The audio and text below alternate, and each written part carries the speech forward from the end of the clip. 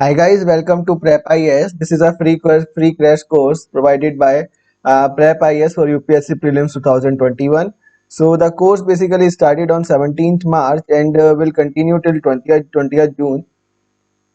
In this course, we are basically comprehensively covering the UPSC Prelims syllabus. 5 high quality full length mock tests will be taken at the end of the course. This whole course is basically designed by the teachers and the faculties who have cleared who have cleared prelims multiple times and also appeared mains multiple times and also faced interview. So in this course we will be covering static portion as well as dynamic portion. Dynamic, because dynamic portion is again very important for UPSC CSE prelims. In this we are also providing study material and notes on the Telegram channel. जिन्होंने join नहीं किया है वो prep IAS का Telegram channel को join कर लो और उसमें हर लेक्चर के बाद स्टडी मटेरियल को बेसिकली पोस्ट किया जाता है और आप वो लोग वहां से डाउनलोड कर सकते हो. राइट. एवरी संडे क्लास के बाद जो क्लास में जो भी डाउट आते हैं बच्चों को, हम हर संडे को उनको डिस्कस करते हैं. दिस डाउट क्लियरिंग सेशन हमेशा से बहुत इंटरेस्टिंग रहता है क्योंकि आप लोग लाइव टीचर से यहाँ बात कर सकते हो, लाइव टीचर को अपना डाउट बोल सकते हो, टीचर लाइव आपको वहां पे रिप्लाई करता है. Right. So it is basically a type of face to face class. Then इसमें हम सी सेट भी इंक्लूड कर रखा है. सी सेट बहुत इंपॉर्टेंट होता है, सी सेट की क्लासेस मिस मत करना. ठीक है.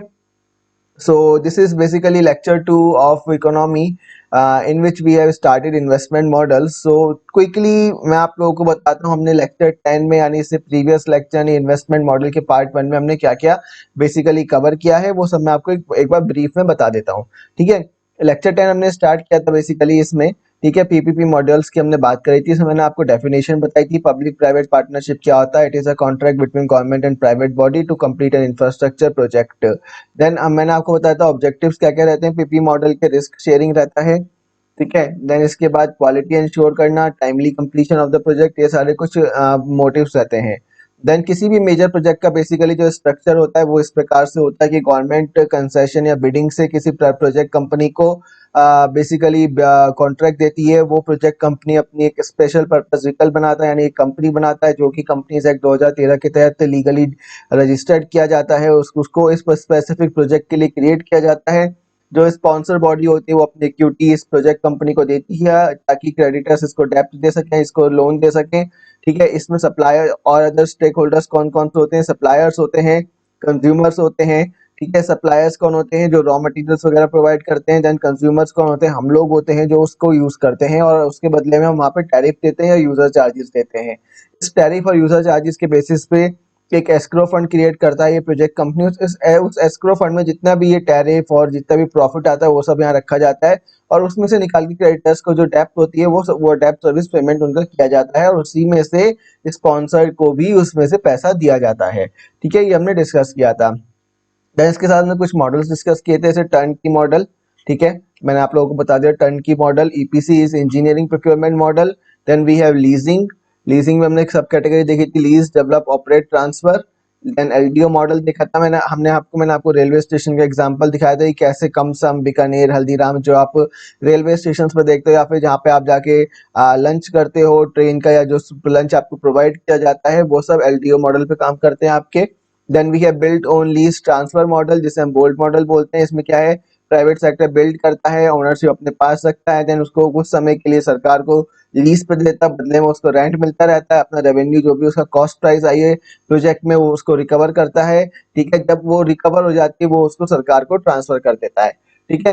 देन हमने इसी का एक वर्जन देखा था बीटीएल वर्जन जिसमें बिल्ड ट्रांसफर लीज मतलब ऑपरेट नहीं होता है, वो ऑपरेट नहीं करता या ओनरशिप अपने पास नहीं रखता है. वो प्रोजेक्ट बनते ही ओनरशिप को बेसिकली आपका यहाँ सरकार को ट्रांसफर कर देता है at against a fixed payment. ठीक है. तो उससे क्या होता है मैंने आप लोगों को बताया था और आप लोगों से पूछा था कि इनमें से बेटर कौन सा रहेगा. ठीक है. देन मैंने बीओटी मॉडल आपको बताया था. देन डीबीएफओटी मॉडल मैंने आपको बताया था. देन उसके बाद में टाइप्स ऑफ बीओटी मॉडल देखे थे, annuity based model and told based model. Annuity based model देखा था हमने और टोल बेस्ड मॉडल देखा था बेसिकली हमने. ठीक है. इसमें हमने देखा था कि इसमें जो यूजर्स होते हैं वो कम होते हैं यानी हम यूजर चार्जेस से अपना कॉस्ट प्राइस नहीं निकाल पाएंगे, जबकि टोल बेस्ड मॉडल में हम टोल चार्जेस एनफ होते हैं हमारे प्रोजेक्ट कॉस्ट के लिए, उसके लिए हम यहाँ से कॉस्ट निकाल सकते हैं. ठीक है. इसमें जो रेशियो रहता है उसकी आज हम बात करेंगे. ठीक है. हमने यहाँ तक डिस्कस किया था. अब जो हमारे पास नेक्स्ट मॉडल आ रहा है ना, वो आ रहा है बूट मॉडल, जिसे हम बोलते हैं बूट मॉडल, बूट, ठीक है। दिस इज बिल्ड,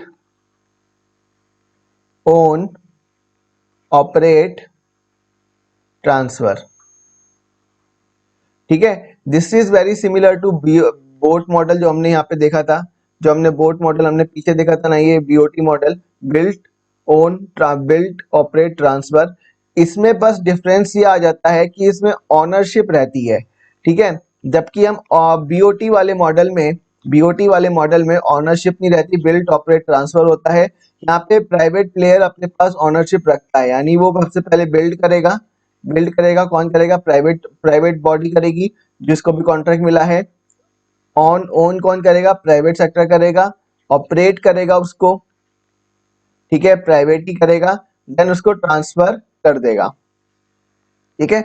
मेरे को यहाँ पे बताओ आप लोग कि बोल्ट और बोट में क्या डिफरेंस है, what is the difference and which one is better, and which one is better, right. So bolt और बोट में से कौन सा ज्यादा बेटर है, राइट, और इसमें क्या डिफरेंस है, बेसिकली डिफरेंस क्या है और कौन सा इनमें से ज्यादा बेटर है, ठीक है।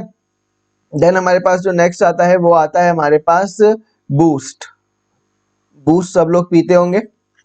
It is build, own, operate, share and transfer. ये भी एक टाइप का मॉडल है जिसे हम बूस्ट मॉडल बोलते हैं। बेसिकली इस बूस्ट मॉडल में क्या होता है, जो प्राइवेट प्लेयर होता है इंफ्रास्ट्रक्चर को बिल्ड करेगा, ठीक है, उसको ओन करेगा, उसको ऑपरेट करेगा। अब जो ऑपरेट करने से जो रेवेन्यू आ रहा है ना, जो रेवेन्यू आ रहा है, this revenue is shared between contractor, यानी प्राइवेट पर्सन जो भी है, एंड गवर्नमेंट, ठीक है। यानी यहाँ पे जो रेवेन्यू है वो पब्लिक और प्राइवेट में आपका शेयर होता है, ठीक है, आपका पब्लिक प्राइवेट में ये शेयर होता है। देन उसके बाद जब रेवेन्यू शेयर हो जाता है, उसके बाद ये ट्रांसफर कर दिया जाता है सरकार को, ट्रांसफर कर दिया जाता है ये गवर्नमेंट को, ठीक है। नाउ अब मेरे को आप लोग बताओ, boost and boot model, which one is better, कौन सा इनमें से बेटर है, ठीक है। This is the question, boost और बूट मॉडल में से कौन सा आपका बेटर है, ठीक है। देखो इस पूरे चैप्टर में ना ये डिफरेंस, कंपैरिजन, यही दो चीजें चलेंगी, इसलिए मैं आपको बता रहा हूँ ये बेसिक कंसेप्ट समझो। देन उसके बाद मॉडल्स को आपस में कंपेयर करो, कंपेयर करो, देन जाके ही आपको ये चैप्टर बहुत क्लियर होगा। देन आपको चैप्टर क्लियर होगा ही, उसके बाद आपका 100 आउट ऑफ 100 मार्क्स आएंगे इस चैप्टर में, अगर कोई क्वेश्चन आता है तो, ठीक है। क्लियर हो गया आपका ना। देन जो नेक्स्ट मॉडल आता है वो आता है बू, that is built, own, operate, ठीक है। इसमें बेसिकली ट्रांसफर नहीं होता है, ट्रांसफर नहीं होता है, जो ऑनरशिप रहती है वो गवर्नमेंट के पास ही रहती है, ठीक है, ओनली विद गवर्नमेंट, गवर्नमेंट के पास ही रहती है आपकी ऑनरशिप, ठीक है। This is build, own, operate, ठीक है। This model is again very important, build, own, operate model, ठीक है। ट्रांसफर नहीं होती है, ownership government, only with government रहती है, सॉरी ऑनरशिप यहाँ पे सिर्फ और सिर्फ प्राइवेट के पास रहती है, गवर्नमेंट के पास नहीं जाती है, राइट। ऑनरशिप किसके पास रहती है, यहाँ पे प्राइवेट बंदे के पास रहती है, गवर्नमेंट के पास नहीं जाती है, ठीक है। ये बेसिकली डिफरेंट डिफरेंट मॉडल्स हैं जो कि पब्लिक और प्राइवेट के जो भी एग्रीमेंट होता है उस बेसिस पे तैयार होते हैं, ठीक है। देन इसके बाद हमारे पास ना कुछ न्यू मॉडल्स आए हैं जो बहुत इंपॉर्टेंट है, कुछ न्यू मॉडल्स आए हैं हमारे पास जो बहुत ज्यादा इंपॉर्टेंट है। फर्स्ट मॉडल हमारे पास रहेगा इसमें hybrid annuity model, hybrid annuity model, जिसे हम हैम मॉडल भी बोलते हैं, ठीक है, हैम। अब इस हाइब्रिड एन्युटी मॉडल में आपने बहुत बार इस मॉडल को न्यूज में भी सुना होगा। रिसेंटली NHIA जो प्रोजेक्ट्स बना रहा है वो इसी मॉडल पे बना रहा है। जो आपका दिल्ली मेरठ एक्सप्रेसवे बना है, जो दिल्ली मेरठ एक्सप्रेसवे बना है, वो इसी पे बना है। ठीक है, बेसिकली इसमें क्या होता है, जो कॉस्ट जो गवर्नमेंट को प्रोवाइड करनी होती है, जो कॉस्ट गवर्नमेंट प्राइवेट सेक्टर को प्रोवाइड करता है ना, ये कॉस्ट 40:60 के रेशियो में डिवाइडेड होती है।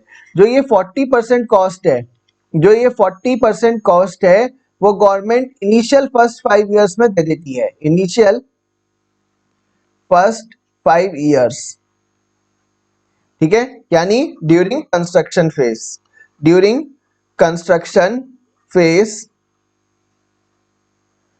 ठीक है, बाकी जो 60% कॉस्ट होती है ना, बाकी जो 60% कॉस्ट होती है, ये गवर्नमेंट देती है व्हेन द इंफ्रास्ट्रक्चर जो तैयार हुआ है वो ऑपरेशन, उसका ऑपरेशन स्टार्ट हो जाता है और उससे रेवेन्यू जनरेट होने लगता है। So based on the performance, based on the performance of project. ठीक है, this is known as your HAM model, hybrid annuity model. ठीक है, जो हमने hybrid hybrid annuity model, right. अब आप यहाँ बताओ मेरे को, हाइब्रिड एन्युटी का मतलब क्या है? हाइब्रिड मतलब it is the mixture of EPC plus BOT. ठीक है, ईपीसी मैंने आपको बता दिया, दिस इज इंजीनियरिंग प्रोक्योरमेंट। ठीक है, कॉन्ट्रैक्ट या इंजीनियरिंग प्रोक्योरमेंट कॉन्ट्रैक्ट, जो मैंने आप लोगों को यहाँ बताया था, आप लोग देख लेना इसको।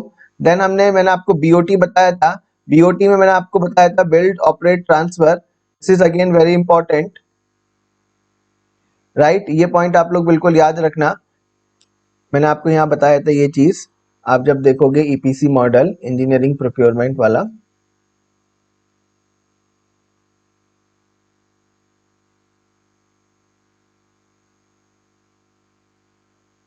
ये रहा this one engineering procurement contract. इसमें क्या होता है, जो गवर्नमेंट होती है प्राइवेट कंपनी के साथ सिर्फ और सिर्फ इंजीनियरिंग के डिजाइन सर्विसेज के लिए उससे कॉन्ट्रैक्ट लेती है, बाकी उसका कंस्ट्रक्शन रॉ मटेरियल सबका सब गवर्नमेंट के द्वारा किया जाता है। बीओटी मॉडल में क्या होता है आपका, बीओटी मॉडल में it is build operate transfer. तो इन सब के मिक्सर, इन सब के मिक्स को बेसिकली ईपीसी को जब बीओटी के साथ मिक्स कर देते हैं तो हमारा बन के आता है एचएएम मॉडल। ठीक है, this is ham model. Clear है यहाँ तक? दोबारा से रिपीट कर दूं हेम मॉडल को।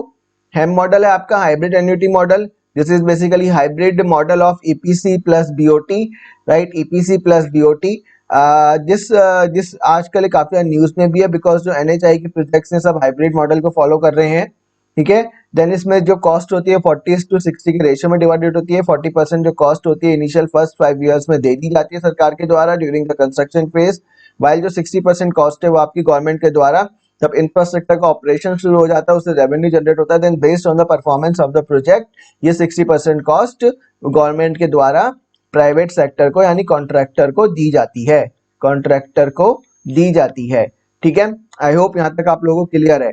ठीक है, अगर इसमें कोई अभी भी डाउट बचा है ना तो कमेंट कर दो, या फिर जो गूगल फॉर्म डिस्क्रिप्शन में है ना उसमें डाल दो। ठीक है, ये हाइब्रिड मॉडल बहुत इंपॉर्टेंट है, इसको समझना नहीं भूलना, जब तक समझ में ना आए ना बार बार डालते रहना। देन नेक्स्ट आता है आपका Swiss challenge model, Swiss challenge model, right. This Swiss challenge model is again very important. इसमें क्या होता है, कोई भी कंपनी के पास अगर कुछ बेटर आइडिया है, right, like for example connectivity का, ठीक है, तो वो क्या करेगा, वो अपना मॉडल बिना गवर्नमेंट के मांगे गवर्नमेंट को दे देगा। जरूरी नहीं है कि गवर्नमेंट एक कॉन्ट्रैक्ट निकाले, एक बिडिंग निकाले, उसी के बाद ये मॉडल सबमिट हो, नहीं, बिना गवर्नमेंट के बिडिंग के भी वो प्राइवेट कंपनी गवर्नमेंट को वो मॉडल पेश कर सकता है। और यदि गवर्नमेंट को वो मॉडल पसंद आता है, वो सजेशन पसंद आता है, तो गवर्नमेंट क्या करती है, इस वाले मॉडल को पब्लिक में लाती है। पब्लिक में लाती है मतलब जो mygov.in वाला वेबसाइट है ना, जहाँ से पब्लिक कंसल्टेशन होता है, माइट भी उस पर डाल दे, बेसिकली उसको पब्लिक में डाला जाता है। फिर जो दूसरी कंपनीज होती है ना वो इस मॉडल को रिव्यू करती हैं, इस मॉडल को रिव्यू करती हैं और इससे बेटर प्लान गवर्नमेंट को प्रपोज करती हैं।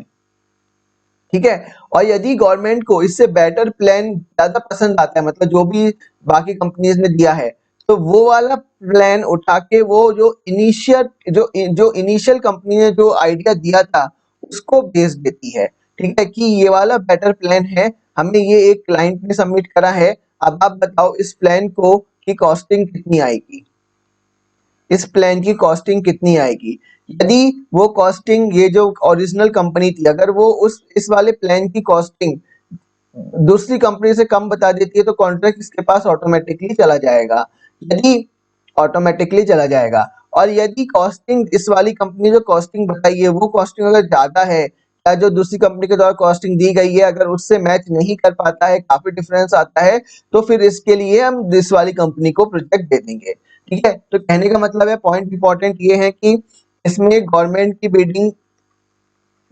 की इनिशियल बिडिंग की नीड नहीं है, ठीक है। जो कंपनी है वो अपने आप भी मॉडल को प्रेजेंट कर सकती है। फॉर एग्जाम्पल यदि कोई कंस्ट्रक्शन कंपनी है उसको दिखा कि भाई हम लाहौर स्पीति को लद्दाख से ऑल्टरनेट पाथ से ज्यादा बेटर तरीके से कनेक्ट कर सकते हैं, तो वो क्या करेगी, इस प्रपोजल को गवर्नमेंट को सबमिट करेगी, गवर्नमेंट इस प्रपोजल को रिव्यू करेगा और उसके बाद अगर वो गवर्नमेंट को पसंद आता है तो वो उसको पब्लिक में कर देगा, ठीक है, पब्लिक डोमेन में ला देगा। इस मॉडल के बेसिस पे दूसरी कंपनी अपने अपने मॉडल्स प्रेजेंट करेंगे, ठीक है। अगर कोई बेटर ऑल्टरनेट मिल जाता है अगर कोई बेटर ऑल्टरनेट मिल जाता है तो वो कंपनी इस बेटर ऑल्टरनेट के साथ ओरिजिनल कंपनी के पास जाएगी, ओरिजिनल कंपनी से इसकी कॉस्टिंग पूछेगी, आप इस प्लान को कितने टाइम में कॉस्टिंग में ऑपरेट कर सकते हो, एग्जीक्यूट कर सकते हो। यदि वो कॉस्टिंग जो दूसरी कंपनी के द्वारा बेटर प्लान दिया गया है उससे कम है तो ऑटोमेटिकली कॉन्ट्रैक्ट इसके पास चला जाएगा। अगर उसकी कॉस्टिंग में ज्यादा डिफरेंस आता है तो ऑब्वियसली वो कॉन्ट्रैक्ट फिर दूसरी कंपनी के पास जाएगा। This is the Swiss challenge model. Basically इस मॉडल को रिसेंटली जो 200 स्टेशंस बनाए गए हैं, जो आपके रिसेंटली 200 स्टेशंस बनाए गए हैं उसमें जो रेनोवेशन हुआ है उसके लिए इसको इस्तेमाल किया गया है, सो इस चैलेंज मॉडल को। अभी आपने पढ़ा होगा रिसेंटली न्यूज में कि लगभग 200 स्टेशंस को रेनोवेट किया गया है, तो वो जो गवर्नमेंट को रेनोवेट किया गया है वो इसी उनको स्विस चैलेंज मॉडल से उनको दोबारा से रिन्यू किया गया है, ठीक है। यहाँ तक कोई डाउट है तो आप लोग पूछो यहाँ से। अभी तक हमने क्या देखा, अभी तक हमने देखा बूट मॉडल, अभी तक हमने देखा बूस्ट मॉडल, देन आपका ये build on operate model, then ये जो न्यू मॉडल्स है ना, ये न्यू मॉडल्स बहुत इंपॉर्टेंट है, इनको याद रखना, ये न्यू मॉडल्स मत छोड़ देना। इस न्यू मॉडल्स में हम लोग देखते हैं it is hybrid annuity model, news में है NHIA project, Delhi Meerut expressway, right. Then आपका हो गया आपका Swiss challenge model is also very important. I hope आप लोगों को समझ में आ गया होगा, नहीं आया होगा तो आप लोग प्लीज गूगल फॉर्म में ये अपडेट कर लेना, एक बार इसको देख लो स्विस चैलेंज मॉडल को, अपनी अपनी लैंग्वेज में नोट्स बना लो। वैसे तो मैं नोट्स इनके आपके अपलोड कर दूंगा इस लेक्चर के खत्म होने के बाद, ठीक है। देन हमारे पास जो नेक्स्ट मेजर्स आते हैं वो मेजर्स भी बहुत आपके इंपॉर्टेंट है। उन मेजर्स की जब हम बात करेंगे तो हम उसमें वेरियस कमिटीज की जिक्र करेंगे, कौन कौन सी कमिटीज गवर्नमेंट लाई है, ठीक है। सो कमिटीज फॉर PPP, ठीक है। एक और चीज, बहुत से स्टूडेंट का डाउट है कि क्या सर जो आप पढ़ा रहे हो वो सब नोट्स में है या नहीं है, तो मैं आप लोगों को बता देता हूँ कि ऑलमोस्ट 70% चीजें जो मैं पढ़ा रहा हूँ वो नोट्स में है। इसके अलावा 30% में प्रीलिम्स ओरिएंटेड चीजें पढ़ा रहा हूँ जो आपको मे बी नोट्स में अपडेटेड ना मिले, नोट्स में मिल जाएंगी पर अपडेटेड नहीं मिलेंगी। वो जो 30% है ना वो स्ट्रिक्टली प्रीलिम्स ओरिएंटेड है, ठीक है। तो जो स्टेट अवे प्रीलिम्स की प्रिपरेशन कर रहा है ना वो इन लेक्चर्स में से जरूर नोट्स बनाते रहना, आप लोगों के लिए ही फायदा रहेगा। इसलिए मैं आपको जब पढ़ा रहा हूँ तो पूरी PPT यूज नहीं कर रहा हूँ, शॉर्ट में एरो बना के लिख रहा हूँ ताकि आप उसी फॉर्मेट में नोट्स बना सको और एग्जाम से एक दिन पहले क्विकली उनका रिवीजन कर सको, ठीक है। आई होप आप लोगों को ये डाउट क्लियर हो गया होगा कि सब चीजें नोट्स में नहीं है, कुछ चीजें हैं जो प्रीलिम्स ओरिएंटेड है जिनको करंट अफेयर्स के बेसिस पे मुझे अपडेट करना पड़ता है, वो मैं आपको यहाँ साथ के साथ नोट्स में बता रहा हूँ, आप लोग पॉइंट्स नोट करते रहना, ठीक है। देन सबसे पहले ना PPP अप्रेजल कमेटी बनाई गई थी, PPP appraisal committee,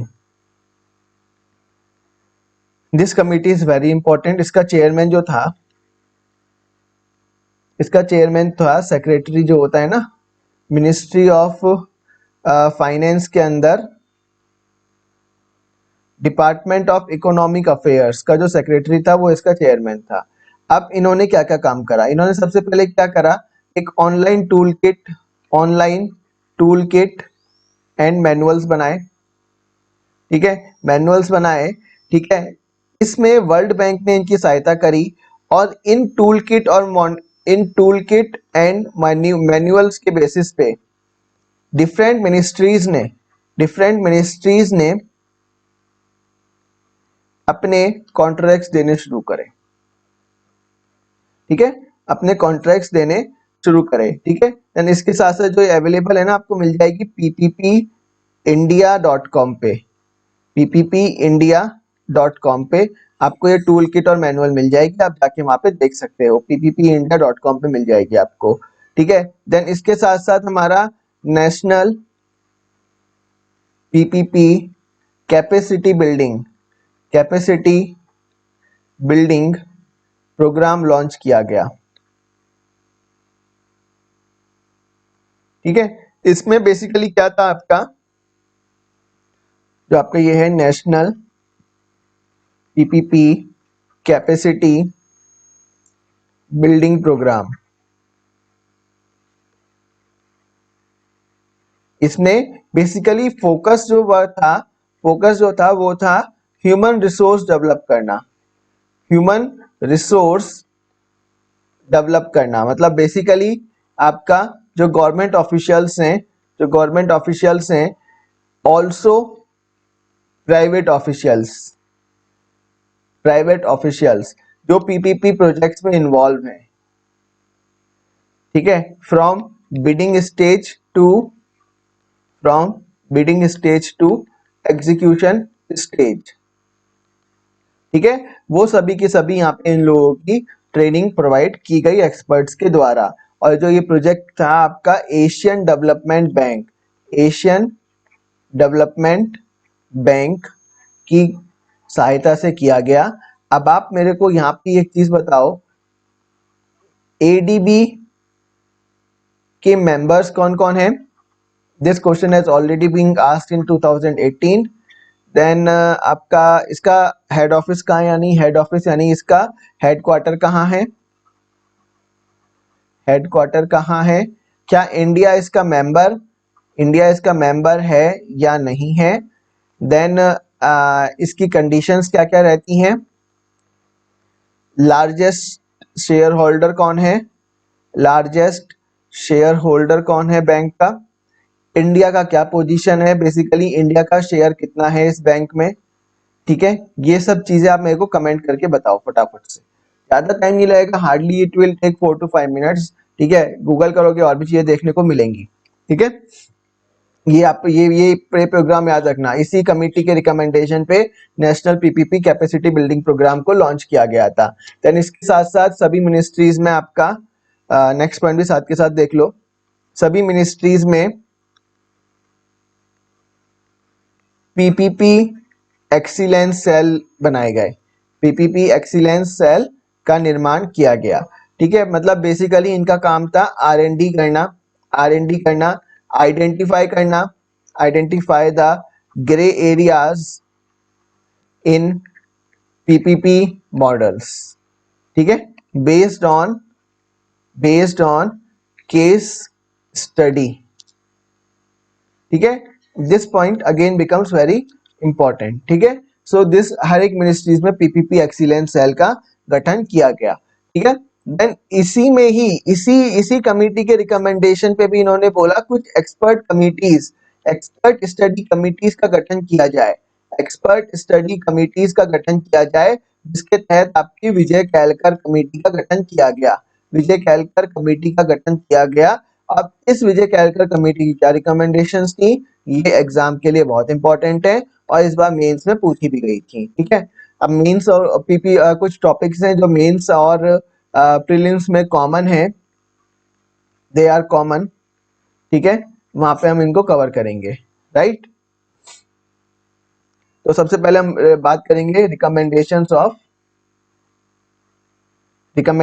of Vijay Kelkar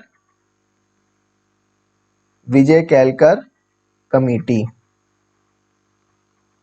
ठीक है, recommendations of Vijay Kelkar committee की जब हम बात करेंगे, यहाँ तक कोई डाउट हो तो प्लीज आप लोग कमेंट कर देना अपना, यहाँ जो भी यहाँ तक डाउट है। ऐसा मैं समझना कि मैं थोड़ी सी स्पीड अपनी तेज जानबूझ के रख रहा हूँ, ठीक है, क्योंकि ये जो टॉपिक है वो मेनली मेंस ओरिएंटेड है, मेनली मेंस ओरिएंटेड है, बट प्रीलिम्स में भी पूछे जा सकते हैं। ठीक है, तो एक तरीका है कि मैं इन टॉपिक्स को स्किप कर दूं एज्यूम करके कि ये मेंस ओरिएंटेड है, बट अगेन ये प्रीलिम्स में भी मिल सकते हैं। तो ये जो मेरे को 5% डाउट है ना कि ये प्रीलिम्स में मिल सकता है क्वेश्चन ऐसा इनके बेसिस पे, तो वो डाउट बहुत भारी पड़ सकता है।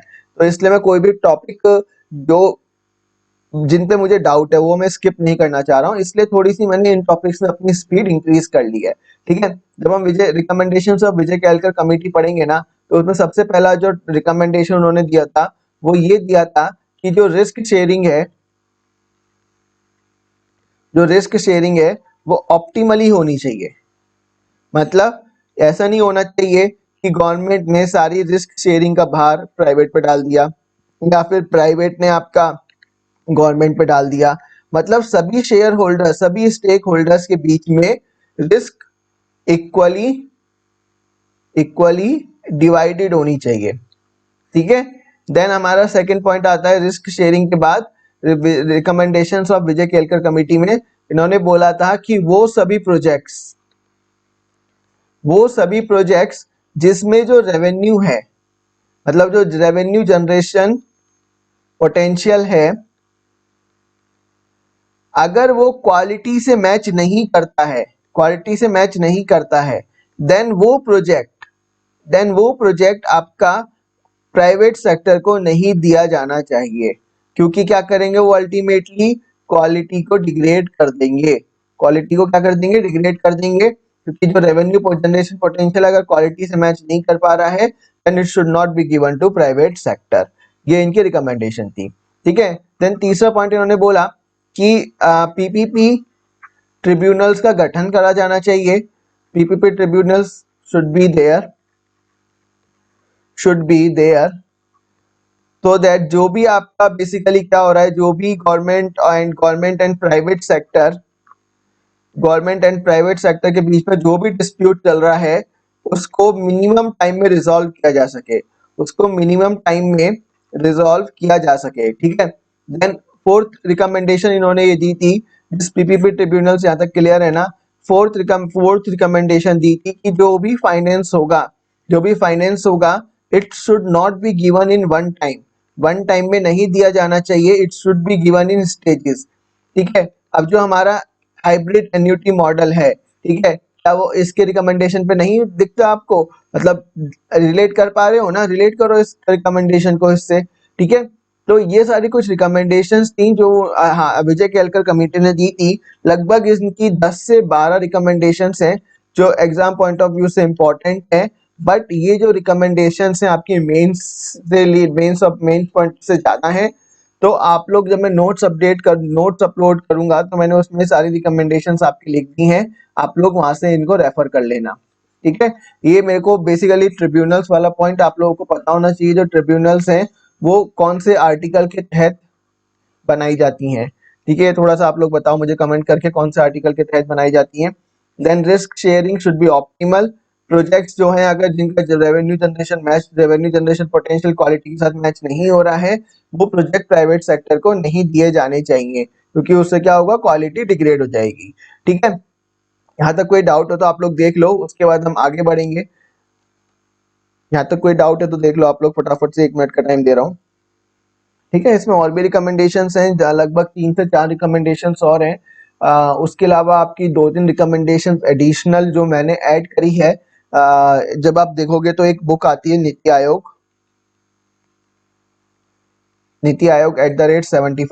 उसमें भी ये इंपॉर्टेंट टॉपिक्स हैं आपके। ठीक है, तो वहां से भी मैंने कुछ पॉइंट्स को नोट्स में ऐड किया है, आप उनको रेफर कर लेना जरूर याद से। ठीक है, चलो आप लोग कमेंट कर देना, हम नेक्स्ट आगे बढ़ते हैं। देखो, जो पीपीपी प्रोजेक्ट्स में जो मेन इशू होता है ना, वो होता है आपका क्रेडिट मिसमैच का। ठीक है, तो इस क्रेडिट मिसमैच को कवर करने के लिए गवर्नमेंट ने कुछ स्कीम्स लॉन्च कर रखी हैं। ठीक है, इन स्कीम्स के बारे में पता होना बहुत जरूरी है आप लोगों को। ठीक है, ये स्कीम्स एक्चुअली बहुत इंपॉर्टेंट होती हैं आपके लिए। सबसे पहले हम स्कीम की बात करेंगे, सबसे पहली स्कीम की बात करेंगे हम वीजीएफ, वाइबिलिटी गैप फंडिंग। ठीक है, इसमें क्या होता है बेसिकली कि वो प्रोजेक्ट्स जो सोशियो इकोनॉमिक डेवलपमेंट के लिए जो सोशियो इकोनॉमिक डेवलपमेंट के लिए बहुत इंपॉर्टेंट है। ठीक है, पर उसका जो रेवेन्यू जनरेशन पोटेंशियल है, जो रेवेन्यू जनरेशन पोटेंशियल है उसका, वो प्रोजेक्ट की कॉस्ट के साथ मैच नहीं कर रहा है, प्रोजेक्ट की कॉस्ट के साथ मैच नहीं कर रहा है। मतलब 15,000 करोड़ का प्रोजेक्ट है और जो रेवेन्यू जनरेशन है वो काफी लो है, यानी रेवेन्यू जनरेशन पोटेंशियल काफी कम है। तो गवर्नमेंट क्या करती है ना, एक टाइप की सब्सिडी प्रोवाइड कर देती है, मतलब बेसिकली कैपिटल एक्सपेंडिचर प्रोवाइड कर देती है, कैपिटल एक्सपेंडिचर प्रोवाइड कर देती है प्राइवेट सेक्टर को, यानी प्राइवेट कॉन्ट्रैक्टर जो भी है, ताकि ये जो आपका प्रोजेक्ट कॉस्ट मिसमैच है ना, ये कवर हो जाए बेसिकली। ठीक है, ये पॉइंट आप लोगों को समझ में आ गया। यहाँ से कैपिटल एक्सपेंडिचर प्राइवेट सेक्टर के साथ मिसमैच हो जाता है, तो इसलिए गवर्नमेंट कैपिटल एक्सपेंडिचर उनको प्रोवाइड करती है। अब ये कैसे प्रोवाइड होता है, दिस पॉइंट इज इंपॉर्टेंट। देखो, ये समझ लेना, कहीं किताब में इतने आसान तरीके से नहीं लिखा मिलेगा। वीजीएफ में क्या होता है ना, तो दो मिनिस्ट्रीज का रोल होता है। एक होता है आपका फाइनेंस मिनिस्ट्री,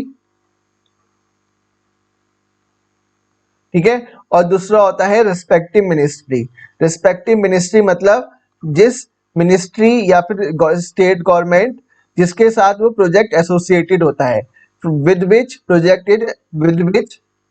आपका project is associated, which project is associated, right. This point is clear. तो जो फाइनेंस मिनिस्ट्री होती है ना, फाइनेंस मिनिस्ट्री बेसिकली 20% देती है, 20% of the project cost, 20% of project cost, 20% of project cost आपका फाइनेंस मिनिस्ट्री के द्वारा दिया जाता है। बाकी जो 20% है ये तो फाइनेंस मिनिस्ट्री के लिए दिया जाता है, this is the maximum finance ministry can give. उसके अलावा अगर और जरूरत पड़ती है तो बाकी जो आपका जो दूसरा फेस है, यानी जो रिस्पेक्टिव मिनिस्ट्री है आपकी, जो रिस्पेक्टिव मिनिस्ट्री है आपकी या फिर जो स्टेट गवर्नमेंट है, वो एडिशनल 20% दे सकते हैं, यानी मैक्सिमम वीजीएफ में 40% ऑफ प्रोजेक्ट कॉस्ट दिया जा सकता है। वीजीएफ में मैक्सिमम 40% ऑफ प्रोजेक्ट कॉस्ट ही सरकार के द्वारा दिया जा सकता है किसी भी प्राइवेट कॉन्ट्रैक्टर को। फॉर एग्जाम्पल में जब आप उड़ान स्कीम देखोगे ना, उड़ान स्कीम इज उड़े देश के आम नागरिक, उड़े देश के आम नागरिक। तो इसमें क्या है, जो हमारे टायर 2 और टायर 3 सिटीज हैं, टायर 2 और टायर 3 सिटीज हैं, ये टायर 2 और टायर 3 क्या होते हैं, ज्योग्राफी के स्टूडेंट्स, ऑप्शनल स्टूडेंट्स कमेंट करके बताओ जल्दी से, टायर 2 और टायर 3 कौन होते हैं। और जनरल स्टडीज के स्टूडेंट्स बताओ कि जनरल स्टडीज के स्टूडेंट्स बताओ कि हु डिसाइड्स द क्राइटेरिया,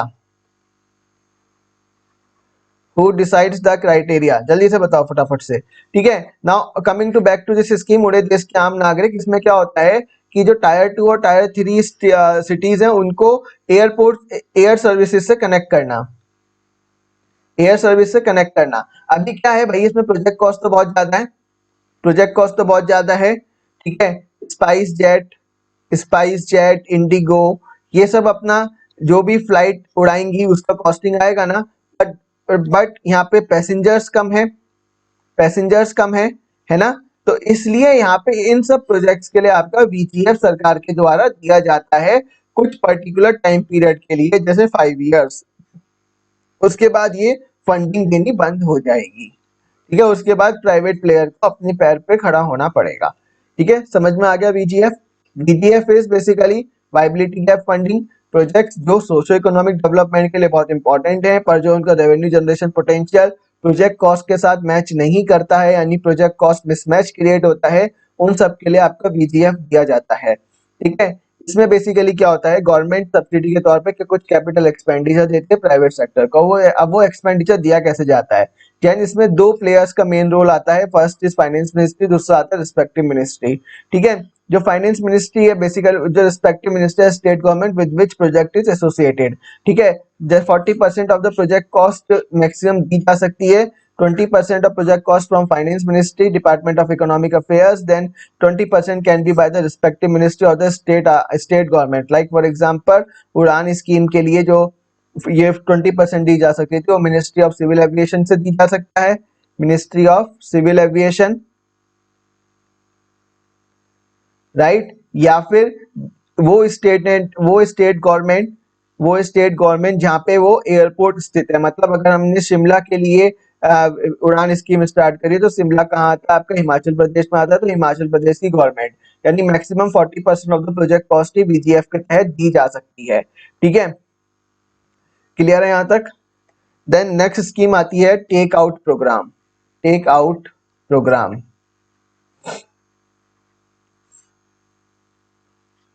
इसमें क्या होता है, एक बैंक अपना इंफ्रास्ट्रक्चर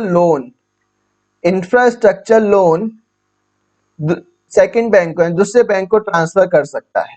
मतलब अगर आईसीआईसीआई ने आपका किसी रिलायंस इंडिया लिमिटेड को 15,000 करोड़ का लोन दिया है, ठीक है, तो वो 15,000 करोड़ का लोन वो HDFC को ट्रांसफर कर सकता है, और HDFC से जो भी नेगोशिएटेड अमाउंट है, मे बी HDFC से 14,000 करोड़ मिल जाए, उसको 1,000 करोड़ HDFC ने अपने मुनाफे के लिए रख लिए, तो वो उसको ट्रांसफर कर देता है। ठीक है, इसमें कुछ टर्म्स एंड कंडीशंस होती हैं, जैसे टाइम पीरियड, कितने टाइम के लिए HDFC ने उस लोन को खरीदा है, उसके बाद वो उस लोन को वापस कर सकता है ICICI को। ठीक है, क्या कंडीशंस रहेंगी, किस रेट ऑफ इंटरेस्ट पे, ये सब इसके अंदर डिसाइड होता है। ठीक है, तो टेक आउट प्रोग्राम में बेसिकली दो बैंक आपस में पार्टिसिपेट करते हैं। एक बैंक जिसने इंफ्रास्ट्रक्चर के लिए लोन दिया है वो अपना लोन HDFC को ट्रांसफर कर सकता है, या फॉर एग्जाम्पल 15,000 करोड़ में से उसने 8,000 करोड़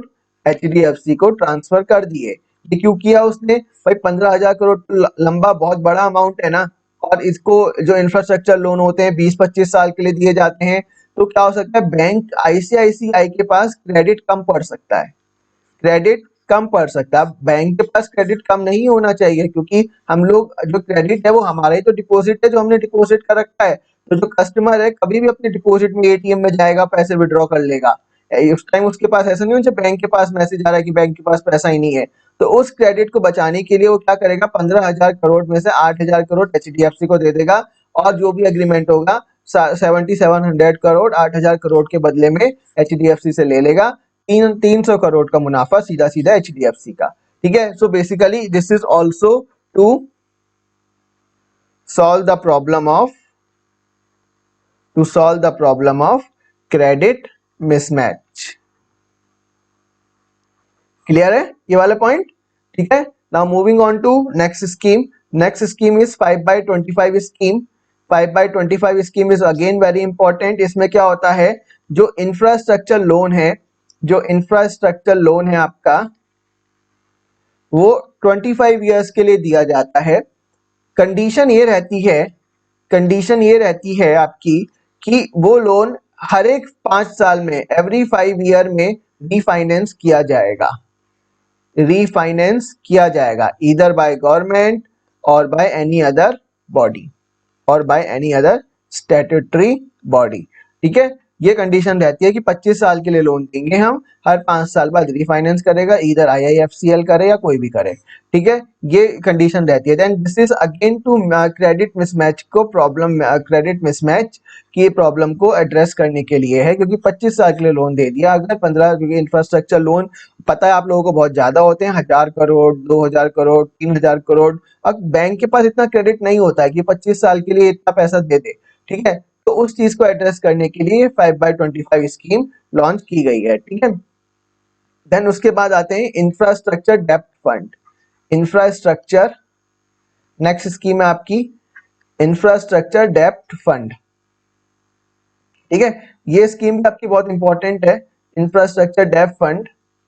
ये दो पार्ट में आएंगे आपके, एक आईडीएफ म्यूचुअल फंड, एक आईडीएफ आपका एनबीएफसी। ठीक है, NBFC is non banking finance company, non banking finance company, corporate भी बोल सकते हैं, कुछ भी बोल सकते हैं कंपनी। ठीक है, this is IDF mutual fund, this is IDF mutual fund. ठीक है, इसको बेसिकली सेबी रेगुलेट करता है, इसको आपका आरबीआई रेगुलेट करता है। ठीक है, इसमें जो भी आपके म्यूचुअल फंड्स में है उनकी यूनिट्स को सेल किया जाता है। ठीक है, इनके यूनिट्स को सेल किया जाता है और इसमें डायरेक्टली आपका जो भी होता है बॉन्ड्स के थ्रू होता है। इसमें बॉन्ड्स मेन इशू रहते हैं, मतलब जो भी आईडीएफसी एनबीएफसी के बॉन्ड्स हैं उनको रेस किया जाता है और एनबीएफसी उन बॉन्ड्स के बदले में, मतलब जो प्राइवेट कंपनी है ये क्या करेगी, एनबीएफसी को बॉन्ड देगी। ठीक है, और एनबीएफसी इसको इन रिटर्न कैश प्रोवाइड करेगी। इसमें ऐसा भी हो सकता है कि एनबीएफसी अपना बॉन्ड इशू करके दूसरे एनबीएफसी से पैसा उधार ले, ये इन्होंने कैश यहाँ दे दिया। ठीक है, और इन्होंने फिर इस कैश को यहाँ फ्लो करा दिया। ठीक है, सो दिस इज बेसिकली, कहने का मतलब ये है कि जो इंफ्रास्ट्रक्चर डेप्ट फंड एनबीएफसी वाला पोर्शन है वो बॉन्ड्स के बेसिस पे काम करता है, और जो इंफ्रास्ट्रक्चर डेप्ट फंड म्यूचुअल फंड वाला काम है वो सेबी रेगुलेट करता है, यूनिट सेल की जाती है उसमें। मतलब जो प्राइवेट कंपनी है अपने कुछ इक्विटी शेयर्स अपने क्रेडिटर को दे देगा। ठीक है, अपने क्रेडिटर को दे देगा। This is the concept of infrastructure डेप्ट fund, this concept is extremely important. ठीक है, तो पहली स्कीम हमने कौन सी देखी, पहली स्कीम हमने देखी वीडीएफ, जिसे हम बोलते हैं वायबिलिटी गैप फंडिंग। देन हमने दूसरी स्कीम देखी आपकी टेकआउट प्रोग्राम। देन हमने देखा 5/25 स्कीम, राइट। ये डायरेक्टली आ सकती है, this 5/25 scheme is related to what, किसके साथ रिलेटेड है ये, सीधा सीधा पीपीपी मॉडल के साथ रिलेटेड है ये आपका। ठीक है, या फिर बोलो इंफ्रास्ट्रक्चर लोन के साथ, इंफ्रास्ट्रक्चर लोन में जो मिसमैच होता है उसके साथ एसोसिएटेड है ये। ठीक है, जब से ये आईआईएफसीएल का घोटाला हुआ है ना, तो जब से ये इशू चल रहा है आपका यस बैंक का जो निकल के आया है। ठीक है, देन इसके बाद आपके पास एक और स्कीम है, उस स्कीम का नाम है NIIF, इसे बोलते हैं नेशनल इंफ्रास्ट्रक्चर इन्वेस्टमेंट फंड। इस पे ना ऑलरेडी एक मैं देख रहा था, इस पे ऑलरेडी प्रेप आईएएस पे एक वीडियो भी पड़ी हुई है, तो आई होप आप लोगों ने वो वीडियो देखी होगी इसके ऊपर। ठीक है, तो ये काम ना मैं काम जानबूझ के आप लोगों को दे रहा हूँ। आप लोग मेरे को NIIF and NIF, national infrastructure investment fund and national investment fund के बीच में आप लोग मेरे को डिफरेंस बताओगे, मैं नहीं बताऊंगा आपको अभी ये चीज। ठीक है, इसको फटाफट से गूगल करो, जो भी डिफरेंस है उसको कमेंट में लिखो। ठीक है, I'll discuss this concept in the Sunday doubt class. And I am telling you this question is very important for prelims. इसको बेसिकली 2015 में सेटअप किया गया था। बहुत सिंपल कंसेप्ट है, नेशनल इंफ्रास्ट्रक्चर इन्वेस्टमेंट फंड, बहुत ही सिंपल फंड कंसेप्ट है। इसके अलावा आप लोग मेरे को एक और चीज बताओगे कि नेशनल इंफ्रास्ट्रक्चर पाइपलाइन, ठीक है। देखो ये दो चीजें हैं जो मैं आप लोगों को होमवर्क के लिए दे रहा हूं।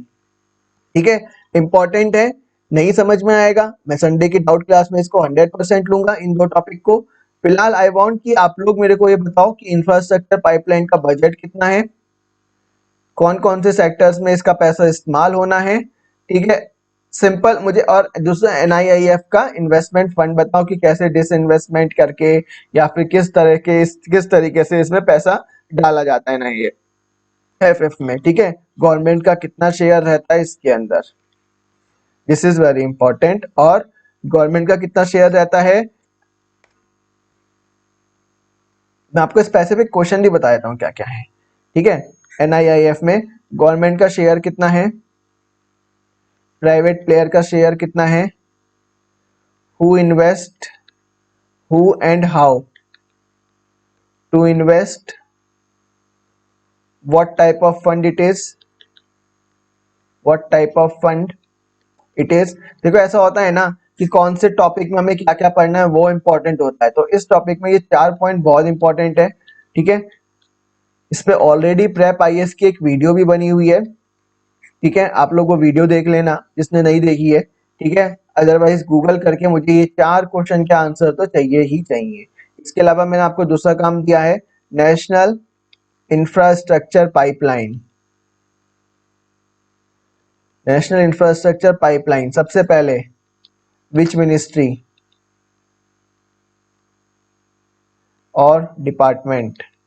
ठीक है, सेकंड कितना फंड है इसके अंदर, थर्ड कौन कौन से सेक्टर्स में इस्तेमाल किया जाएगा।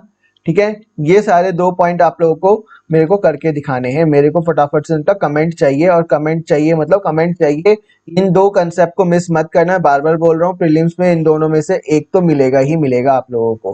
ठीक है, यहाँ तक हमारा फिर ये इन्वेस्टमेंट मॉडल्स का चैप्टर खत्म होता है। किसी को कोई डाउट हो तो आप लोग मेरे को गूगल पे कमेंट कर लेना। संडे को हम लेंगे संडे को हम इसके डाउट्स ले लेंगे। ठीक है, देन जो हमारा नेक्स्ट टॉपिक स्टार्ट होगा वो इंफ्रास्ट्रक्चर होगा स्टार्ट। जो हमारा लेक्चर 12 एंड 13 होगा वो इंफ्रास्ट्रक्चर के बेसिस पे होगा, जिसमें हम रोड्स, रेलवेज, इन सब पे हम बात करेंगे। ठीक है, आप लोगों को कोई डाउट हो तो यहाँ से आप लोग पूछ लेना, गूगल फॉर्म पे डाल देना। जिसने चैनल सब्सक्राइब नहीं करा है वो चैनल सब्सक्राइब कर लेना। मेरी वॉइस आज थोड़ी स्लो आ रही होगी आप लोगों को। ठीक है, तो थोड़ा वॉल्यूम तेज करके सुन लेना आप लोग। ठीक है, थैंक यू एवरीवन, अच्छे से पढ़ो, टाइम बहुत कम रह गया है। कोई भी डाउट हो पूछ लेना। Thank you.